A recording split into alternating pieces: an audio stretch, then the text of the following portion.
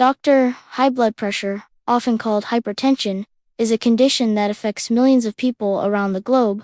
It is sometimes referred to as the silent killer because it can quietly damage your body for years before symptoms develop. Left unchecked, it can lead to severe health problems like heart disease, stroke, and kidney failure. One of the most significant contributing factors to high blood pressure is a diet high in sodium. The salt shaker on your table is a visible source, but the vast majority of sodium in the modern diet comes from processed and restaurant foods. Understanding the connection between sodium and blood pressure is the first crucial step toward taking control of your cardiovascular health. When you consume too much sodium, your body retains extra water to wash the salt from your system. This excess fluid increases the total volume of blood within your blood vessels. Imagine turning up the water pressure in a garden hose. The increased volume puts more pressure on the inside of the hose. Similarly, in your body, this increased blood volume places extra strain on the walls of your arteries. Over time, this constant pressure can cause the arteries to stiffen and narrow, forcing your heart to work harder to pump blood throughout your body. This sustained effort is what we define as high blood pressure. By reducing sodium intake, you can help your body naturally shed this excess fluid, thereby lowering the pressure on your arteries and giving your heart a much-needed break. Transitioning to a low-sodium diet is one of the most effective lifestyle changes you can make to prevent or manage high blood pressure. The goal is not to eliminate salt entirely, as sodium is an essential mineral that helps with nerve function and muscle contraction. Instead, the focus is on reducing intake to recommended levels, which for most adults is less than 2,300 milligrams per day, and even lower, around 1,500 milligrams. For those who already have hypertension or are at high risk, this change doesn't have to be drastic or unpleasant. It's about making smarter, more conscious food choices day by day. So, how can you practically start reducing your sodium intake?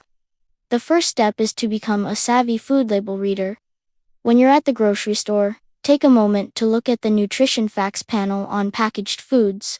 Pay close attention to the sodium content per serving. You might be shocked to find high levels of sodium in foods that don't even taste salty, like bread, cereals, and canned soups.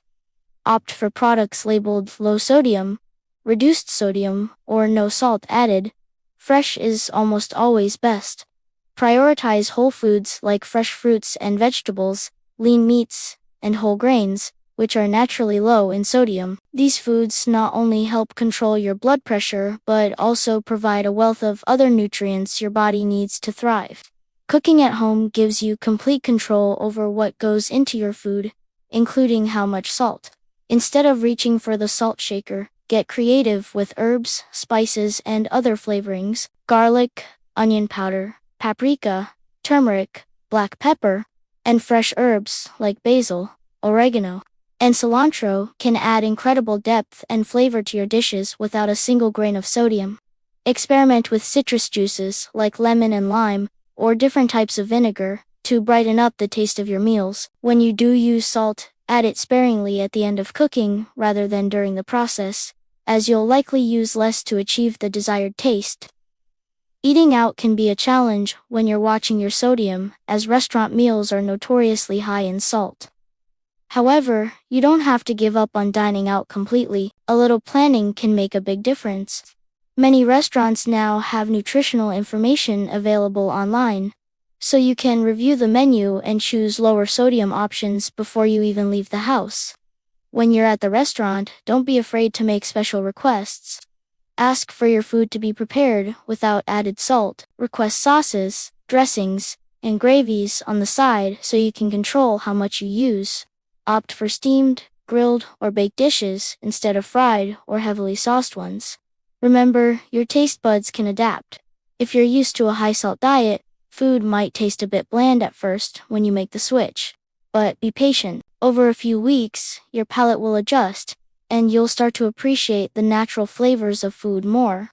You may even find that foods you used to enjoy now taste overwhelmingly salty.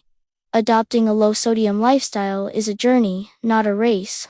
It's about building sustainable habits that will protect your heart and contribute to your overall well-being for years to come. By taking these proactive steps to manage your sodium intake, you are making a powerful investment in preventing high blood pressure and securing a healthier future.